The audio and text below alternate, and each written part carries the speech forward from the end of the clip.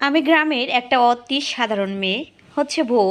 যে যেটাই বলেন, গ্রামে সাধারণ ছোট ছোট কাজকর্ম করে ব্যস্ততার ভিতরে জীবনটা পার করি। আর সেই সাথে আমার কাজের কিছু কিছু খণ্ড খণ্ড ক্লিপগুলো আপনাদের মাঝে শেয়ার করি। সো হ্যালো এভরিওয়ান, আসসালামু আলাইকুম। কেমন আছেন সবাই? আশা করি সবাই অনেক অনেক ভালো আছেন এবং সুস্থ আছেন। সকলের সুস্বাস্থ্য কামনা করছি।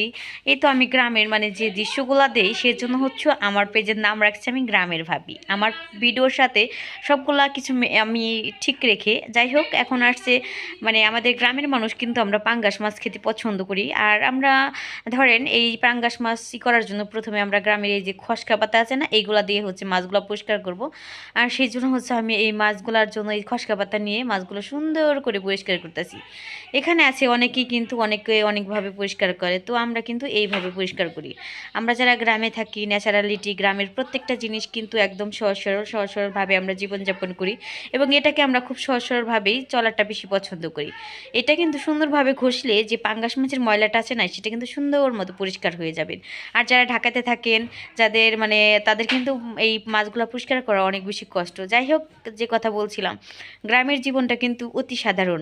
এই যে দেখেন কি সুন্দর পরিষ্কার হয়ে গেল না।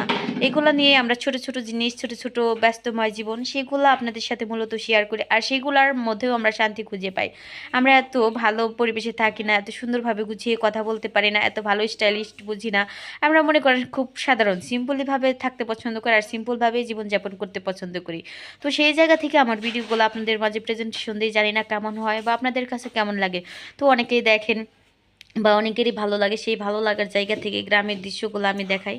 অনেকেই আছেন গ্রামের জিনিসগুলো মিস করেন, যারা ঢাকাতে থাকেন, গ্রামের এই দৃশ্যগুলো দেখতে পারেন না। আর এইদিকে দেখেন না, ফুলকপির কি পরিমাণে দাম। আর কিছুদিন পরে এই ফুলকপি কিন্তু 5 টাকা, 4 টাকা, 2 টাকা পিছু হবে আমাদের গ্রামে। বিশেষ করে আমার বাবার বাড়ির এলাকায় প্রচুর পরিমাণে কিন্তু এই সবজিগুলো চাষ করে। আর এই সবজিগুলো এত মজা, আমার কাছে ভালো লাগে। শীতকালীন সবজির ভিতরে প্রধান সবজি হচ্ছে কিন্তু ফুলকপি।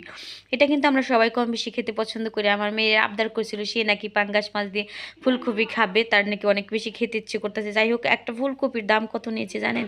55 টাকা। আর এই হচ্ছে বেগুন, ফ্রেশ বেগুন। এই বেগুন দিয়ে হচ্ছে আর আলু, বেগুন আর ফুলকপি। আর এখনকার শীতের দিনে কিন্তু ধনিয়া পাতা অনেক বেশি আকর্ষণ, সেটা কিন্তু দেবই, সেটা দিয়েই হচ্ছে রান্না করব। যাই হোক, এই তো আমি সবজিগুলো সুন্দর করে কেটে নিচ্ছিলাম। আর এই কেটে নেওয়ার একটা আলাদাই, এটা কিন্তু আমরা ছুরি দিয়ে, চাকু দিয়ে পারি না, কারণ আমরা গ্রামের মানুষ, আমরা গ্রামে সাধারণভাবে থাকতে পছন্দ করি। আর গ্রামে সাধারণভাবে যে ন্যাচারালিটি আছে সেটাই পছন্দ করি। এখানে আমি অনেক কাজ করি, দেখেন, ধান টান, তারপরে আরও ধরেন এভরিথিং, অল, গরু বাছুর, সব মিলিয়ে কাজকর্ম করি। এইগুলাই আপনাদের মাঝে শেয়ার করি। জানি না কারো কাছে ভালো লাগে কিনা, তবে সবাই আশা করি পছন্দ করবেন গ্রামের ন্যাচারালিটি। এই তো আমি মাছগুলো সুন্দর করে ভেজে নিচ্ছিলাম। আর অনেকেই আছেন পাঙ্গাস মাছ পছন্দ করেন না, তবে আমার কাছে কেন জানি না পাঙ্গাস মাছটা অনেক বেশি ভালো লাগে, খেতে অনেক বেশি পছন্দ করি। তো মাঝে মাঝে আমি পাঙ্গাস মাছের ব্লগগুলো আপনাদের মাঝে শেয়ার করি, আমার কাছে অনেক বেশি ভালো লাগে, অনেক অনেক পছন্দ।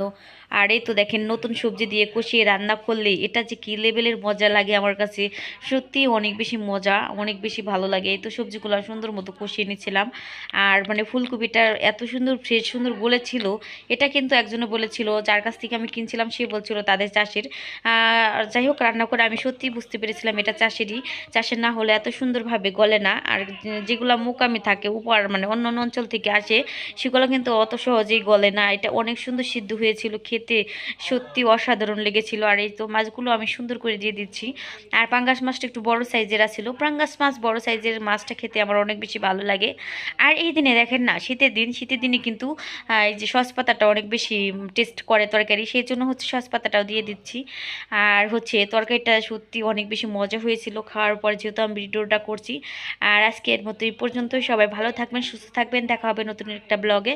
আর সবার জন্য অনেক অনেক ভালোবাসা এবং দোয়া এবং শুভকামনা রইল।